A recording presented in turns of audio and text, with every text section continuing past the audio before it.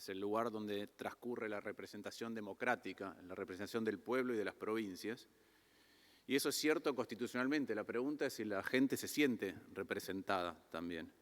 Entonces, la primera pregunta que me hago es si en la lista de urgencias que tiene la gente esto estaría y en qué lugar estaría.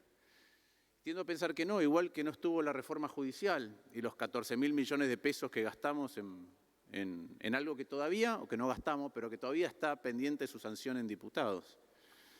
La excusa por la cual esto es urgente para algunos es porque tenemos una situación extraordinaria, que hay un procurador interino, y es cierto, hay un procurador interino que ocupa su cargo de acuerdo a la ley vigente, y lo que no es correcto es que sea un procurador interino permanente, es una contradicción, y eso vale para cualquiera, se llame Casal, se llame Abramovich o se llame Monti, para cualquier procurador interino. Ahora, si querían resolver eso, me parece que era muy sencillo. Ahí está el pliego del candidato del presidente, el pliego del candidato a presidente procurador. Nunca se lo convocó. Entonces, queríamos resolver que hay un procurador interino, hay un camino previsto, que es nombrar un nuevo procurador. Ahora se dice, no, bueno, pero los 2/3 son muy difíciles de alcanzar. Bueno, ahí está Becerra, ahí está Rigui y ahí está Gil Carbó. Y es cierto, Gil Carbó renunció, dice el oficialismo por presiones. Puede ser. También Rigui renunció después de una denuncia que hizo el vicepresidente Vudú. Entonces se ve que los 2/3 se pueden alcanzar, pero a veces ni siquiera se sienten lo suficientemente respaldados para seguir actuando, con lo cual es llamativo que bajemos esa mayoría en lugar de darles todavía más autonomía y más tranquilidad. Cuando se dice que esto no es urgente, la respuesta es no, pero es importante. Sí, son dos cuestiones distintas. Lo urgente y lo importante son dos cuestiones distintas. ¿Y esto es importante? Claramente que es importante. Es tan importante que el propio presidente deseó constituir un consejo de expertos que, entre otras cosas, tenía que asesorar sobre esta materia. Es decir, que el presidente consideró que exigía un estudio muy profundo para ver cómo se seguía. No sé qué cambió, porque la verdad es que el dictamen que conocimos se conoció en la comisión justo cuando se venció el plazo, pero todavía no tenemos notificación formal del dictamen de esa comisión. Del Consejo de Expertos me refiero. No hay notificación formal de cuál es el contenido. Sabemos algunas cosas, pero no lo conocemos. Igual dictaminamos. Entonces se ve que para algunos sí se volvió urgente. Yo sigo creyendo que para la ciudadanía no lo es. Y es llamativo porque ese divorcio, ¿sí? Ese divorcio entre lo que pasa en algunos ámbitos institucionales y la ciudadanía es lo que se esgrime para darle mayor control a la bicameral del Ministerio Público Fiscal. Se supone que eso es para fomentar la legitimación democrática, ¿sí? Para hacer la garantía de que esa institución expresa el sentir popular. Bueno, hay legitimidad de origen y legitimidad de ejercicio. Y vamos a ver si la gente se siente cerca o lejos de lo que hacemos nosotros, y además cerca o lejos del modo en que elegimos el procurador, y si eso le da más tranquilidad o más intranquilidad, si nos legitima a nosotros como representantes de ellos o no. Todo esto me parece que se ve muy claro en cuál es el procedimiento, la desprolijidad de todo el procedimiento, ¿no? Todo un debate que fue convocado en la comisión como una gran excusa para avanzar en algo que ya evidentemente se tenía en mente. ¿Por qué digo esto? Porque la excusa fueron 3 proyectos, 2 de la senadora Crexel y uno de nuestro interbloque. Y los 3 contenían lo mismo, que era limitar temporalmente los mandatos en virtud de muchas de las cosas que ya se esgrimieron, que es lo que apoyaron todos los expertos que vinieron a exponer en la comisión. Expusieron 16 expertos en la comisión. Y una vez convocados apareció otro proyecto que es el del senador Beterilnec. Esperaron a que se cumpliera la fecha, el día 18 de noviembre, en donde el Consejo de Expertos del presidente se supone que le acercó al presidente sus conclusiones, y apenas se cumplió ese plazo, conocimos el dictamen. Ahora, para que vean que es claro que había otro proyecto mientras discutíamos eso, los 2 proyectos de la senadora Crexel tienen 4 artículos cada uno, el mío tiene 8, el del senador Beterilnec tiene 27, acá hay 44. 44 artículos. No entiendo qué es lo que estuvimos discutiendo exactamente porque ya estaba otro proceso. Claramente no fueron los 3 proyectos o 4 que se mencionan la base para esto.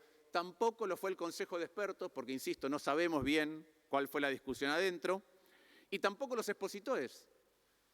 Muchas de las cosas que se están incorporando en este proyecto fueron desestimadas y desaconsejadas por los expositores, por la inmensa mayoría en algunos casos, y en otros unánimemente, ¿sí?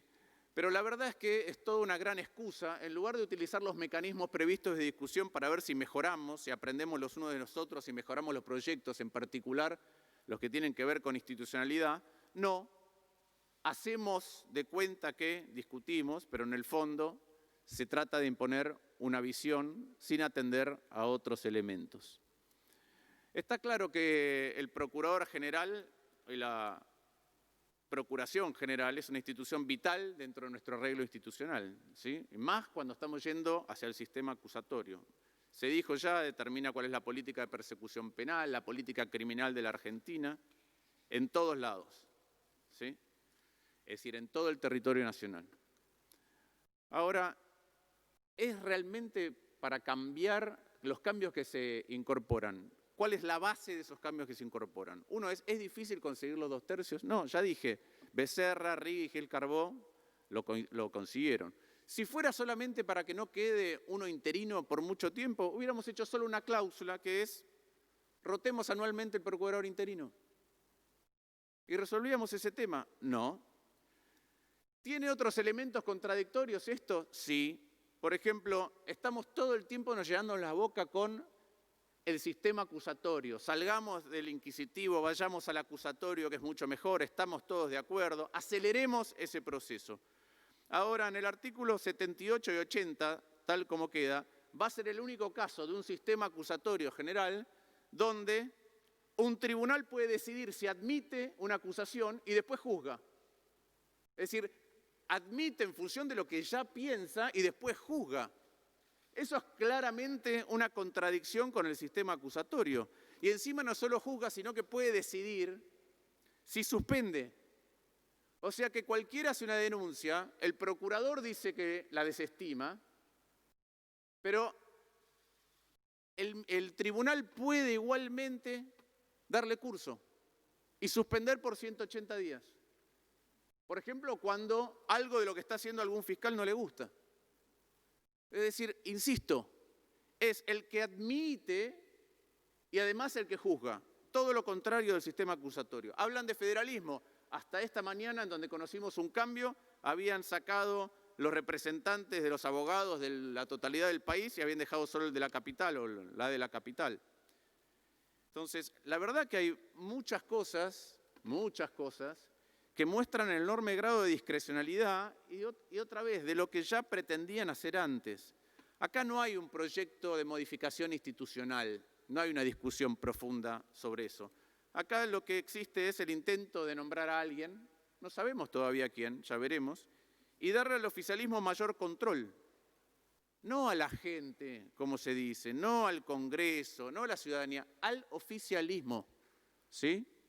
Y eso a mí me parece que es un problema por otras cuestiones que estuvieron desgranando los expositores. No creo que podamos mejorar una institución cuando discutimos de esta manera, atropellando, desvirtuando lo que los procedimientos recomiendan. Se convocaron a los expositores, no le prestamos atención. Algunos ejemplos, solamente 3 dijeron que no le daban tan importancia a la mayoría de 2/3. Los otros 13 dijeron que sí. Nadie, ninguno, sugirió modificar los mecanismos de remoción, menos suspensión.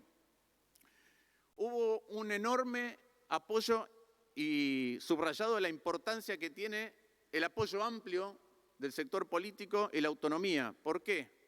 Bueno, entre otras cosas porque tiene que trabajar y cooperar con las justicias provinciales.